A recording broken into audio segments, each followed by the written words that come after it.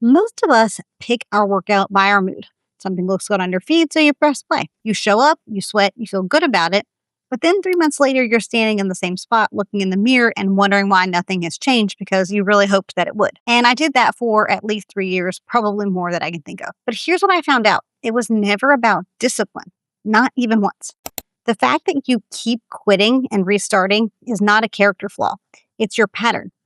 And patterns, unlike character, can be understood and interpreted. Let me explain how this works in your brain because this is the part that nobody talks about. There are a few things that can happen when someone is cycling through random workouts. It might be one of these three, and it might be all three, but knowing which one is yours actually matters.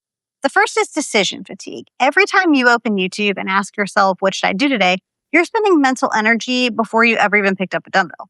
And if you're a woman in your 30s and 40s who's also running a household, a job, maybe managing kids, you've already made approximately 400 decisions before lunch. Asking yourself to make a good fitness decision from scratch on completely depleted energy is the wrong ask. When your brain is running low, it defaults to whatever feels easiest. And whatever feels easiest is almost never the thing that moves the needle the way you hope. I'm actually a licensed counselor, and what I kept seeing in my own behavior took me way longer than it should have to recognize. Because when you're inside of it, it doesn't feel like a pattern. It feels like failure. But here's what I know from both the clinical side and from living it personally. Your brain is not broken. It was doing exactly what it was designed to do and was given conditions that made the random choices feel safer than the commitment. The second is novelty seeking. Your brain is genuinely wired to find new things more rewarding than the familiar ones. Dopamine spikes when you find something new, and YouTube algorithm is extremely good at feeding you new things. So the click on a new workout isn't laziness, it's biology. The problem is that what gets you the click is not the same thing that would build the muscle or keeps you there. And the third, this one took me the longest to see in myself, is avoidance. When you don't have a structured plan, there's nothing to measure, nothing to fall short of. If you don't commit to anything specific, you can't fail at anything specific. And for a lot of women who have a history of all or none thinking, which is most of us, let's be honest, staying vague can feel like self-protection. So yes, it was your brain, but your brain was protecting you. It wasn't trying to sabotage you. And understanding that took me years to unlearn.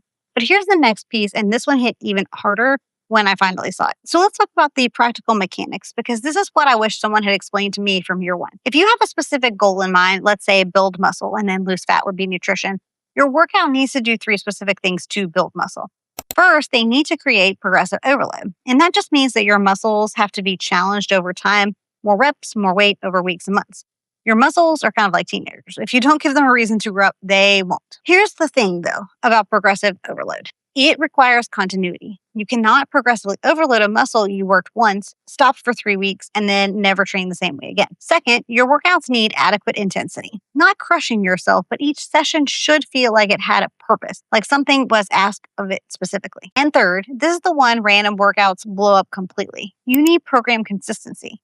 You're returning to the same movement patterns week over week, so your body can actually adapt and respond. When you're picking workouts based on your mood, you might be training your glutes for 4 days in a row one week and then not touching them for 2 weeks. You might be swapping between a push-pull split, full body circuit, and Pilates video and wondering why nothing was changing.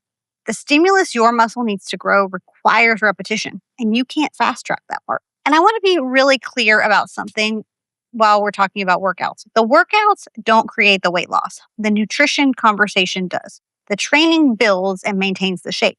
Nutrition is what reveals it.